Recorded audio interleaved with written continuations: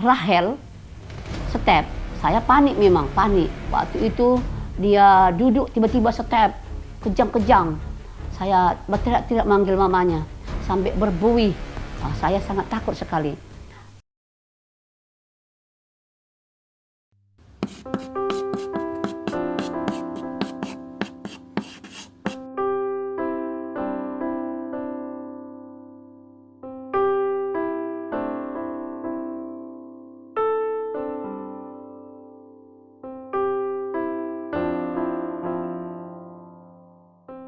Nama saya Erna, umur saya 58 tahun, tinggal di Desa Baruai, Kecamatan Sibiru-Biru, Kabupaten Deli Serdang, Sumatera Utara.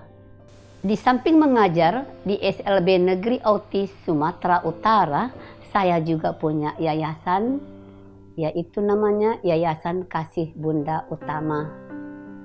Di sana juga kita punya asrama, dan sudah ada tinggal 3 orang yang di asrama. Adapun saya pada pagi hari sebelum berangkat ke sekolah, saya bangun pagi jam 5, sudah bangun untuk menyiapkan sarapan pagi, dan siap sarapan pagi, saya akan siap-siap untuk berangkat ke sekolah. Jam 6 pagi, saya berdua bersama suami dan langsung berangkat ke sekolah. Dari rumah, saya naik angkot A15 sampai ke titik kuning, turun, naik angkot lagi 121. Di perjalanan itu, banyak sekali hambatan yang saya hadapi, belum lagi macet, karena banyak anak sekolah yang mau ke sekolah, karena banyak pajak yang saya lewati, dan juga banyak sekolah yang saya lewati, sehingga banyak macet. Belum lagi lampu merah, kadang-kadang sampai 2 kali lampu merah baru bisa berjalan. Lebih-lebih lagi ada angkot yang pada pagi hari mengisi minyak di pom bensin, sehingga kemacetan dan kelamaan sehingga sampai di sekolah. Sampai di SLB Negeri Autis Sumatera Utara tepat pukul 7.40. Dan sampai di sekolah, saya masuk kelas dan meletakkan tas saya di kelas saya, lalu saya ikut apel bersama guru dan anak-anak di sekolah. Tepat jam 8 pagi, anak-anak semua sudah masuk ke ruangan masing-masing. Bagaimana perjalanan saya sehingga saya menjadi guru SLB Negeri Autis di Sumatera Utara ini? Awalnya saya mengajar di tahun 1985, saya mengajar TK. Di waktu saya mengajar TK di Brastagi, pimpinan melihat saya bahwa saya punya kemampuan untuk mendidik anak-anak yang keterbelakang mental. Hingga saya disuruh kuliah di Padang pada tahun 1987 sampai dengan 1990 saya ambil pendidikan D2 untuk pendidikan jurusan anak ABK, khususnya anak-anak yang terbelakang mental. Itulah jurusan saya di dalam pendidikan di sekolah SGPLB Negeri Padang. Sejak tahun 2019, saya sudah mengajar di SLB Negeri Autis Sumatera Utara. Yang sebelumnya saya mengajar di SLB Negeri Angkola Timur. Waktu itu sekolah SLB Negeri Autis ini masih PLA, pendidikan terapi.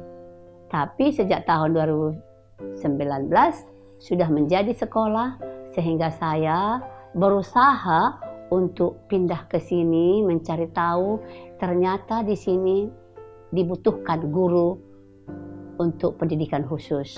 Saya mengajar di kelas terapi kelas 2.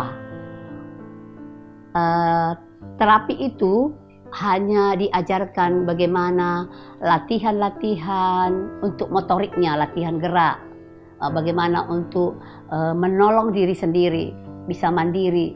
Misalnya bagaimana cara memakai sepatu, diajarkan dia bagaimana sepatu itu, mana bagian kiri, mana bagian kanan, mana kaos kaki bagian dalamnya, mana bagian luarnya. Dan bagaimana cara memasukkan kaki ke dalam kaos kaki. Kadang-kadang anak-anak ini tak bisa membedakan mana bagian kiri dan mana bagian kanannya. Nah, di sanalah letak kesulitan anak-anak kita ini kadang-kadang. Dan anak-anak kita ini juga sering tantrum, step. Udah berapa kali ini anak saya yang bernama Rahel step. Saya panik, memang panik. Waktu itu dia duduk tiba-tiba step, kejang-kejang. Saya tidak manggil mamanya sampai berbuih. Saya sangat takut sekali.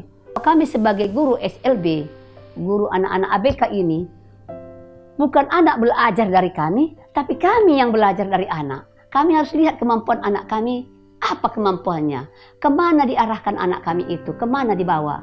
Nggak mungkin kami paksakan anak kami menulis, sementara tangannya tremor. Tremor itu gerakan yang tak terkendali. Sehingga megang pensil juga sulit. Bagaimana cara pegang pensil untuk mengajarkan megang pensil aja berbulan-bulan baru bisa. Suka duka saya selama menjadi guru SLB ini memang ada. Tapi kalau dibanding dengan kebahagiaannya, lebih banyaklah senangnya. Kalau suka dukanya, kita harus selalu waspada, hati-hati terhadap diri kita. Bisa kita berdiri di sana, tiba-tiba anak itu langsung kita tepon. Saya pernah terbelanting di sana, kencang lari kayak harimau lah. Tiba-tiba langsung mendorongkan saya, tepom begitu. Saya terpelanting jatuh waktu itu. Mamanya sangat ketakutan memang. Tapi saya bilang tidak apa-apa, tidak apa-apa. Akhirnya saya pergilah untuk ke tukang khusyuk. Memang itulah suka dukanya mengenai anak-anak ini. Kita harus hati-hati begitu loh. Kalau pandangan orang luar terhadap anak ABK ini, mereka selalu menganggap anak-anak itu anak-anak yang tak berguna, yang tak punya kemampuan apa-apa, yang tidak bisa diperdayakan apa-apa, yang tidak mungkin bisa berguna bagi nusa dan bangsa. Sementara anak ini punya kemampuan. Tidak sama semua kemampuan anak-anak ini. Ada anak-anak di sini yang pandai sekali bernyanyi. Jadi tidak semuanya anak ABK itu tidak berguna bagi nusa dan bangsa. Ada juga anak yang ikut lomba menang olimpiade. Ada banyak anak-anak ABK yang ikut olimpiade. Renang, ada olimpiade untuk anak ABK yang renang. Ada juga lari anak-anak ABK. Ada sepeda, lomba sepeda. Iya kan? Apa itu sepeda roda? Ya. Anak-anak ABK ini punya kemampuan. Itulah yang perlu kita didik. Kita mencari kemampuan mereka. Di bidang apa mereka mampu. Kemana kita bawa anak kita ini. Itulah untuk pandangan orang tua itu tidak selamanya seperti yang mereka lihat apa terhadap anak-anak ABK ini. Harapan saya untuk anak-anak ABK pada umumnya agar anak-anak kami bisa mandiri ketika ditinggalkan orang tuanya. Ketika orang tuanya tidak ada, dia sudah bisa mandiri. Bisa hidup dengan dirinya sendiri tanpa menjadi beban bagi orang lain, bagi orang sekitarnya. Setidak-tidaknya dia bisa untuk mencari nafkah yang sederhana, menukar uangkan dengan sederhana, mampu bagaimana untuk kehidupannya sendiri. Itulah harapan kami untuk kedepannya bagi anak-anak ABK pada umumnya. Terima kasih saya ucapkan kepada Bapak Cawir Rupinus Purba selaku Kepala Sekolah SLB Negeri Otis Sumatera Utara bersama rekan-rekan guru berserta staf pegawai karena telah menerima saya di sini apa adanya dan dengan penuh hormat dan kasih sayang. Walaupun saya yang tertua di sini, tapi saya merasa yang termuda karena selalu dimanjakan. Terima kasih buat semuanya. Sekian dan terima kasih.